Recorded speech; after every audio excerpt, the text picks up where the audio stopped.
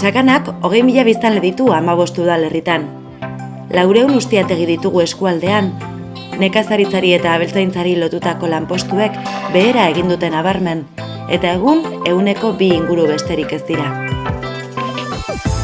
Egoera irauli asmoz sortu da Dastatu Sakana, eskualdeko ekoizleen, dendarien eta jatetxeen arteko aliantza moduan.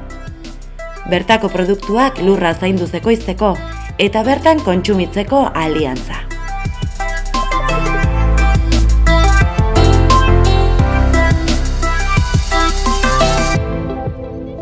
Lortu behar da jendea bere buruan sartzea haragi bat, gazta bat, zerbait erosten dutenean, ez bakarrik dela hori, baizik eta lanpostu bat,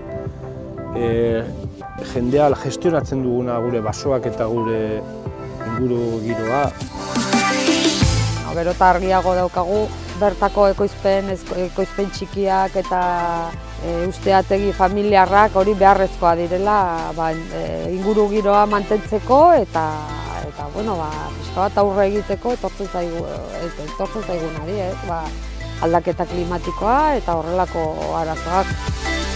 Los productos de Sakana, la verdad que el pequeño productor que hay aquí hace las cosas con cuidado, con mucho mimo y eso se nota en el producto final. Bueno, niretzat Dastatu Sakana da oso garrantzitsua, azkenean zerbait ziklikoa da. Bertako produktua bertan sartzen da. Dastatu Sakana bezalako ekimenak azkenean gure produktua gure gizartearen aurrean identifikatzeko aukera ematen digula eta identifikazio horren bidez batu egiten garela bai gizartea eta bai ekoizleak. Dastatu Sakanako produktuak herriko dendetan identifikatuta aurkituko dituzu.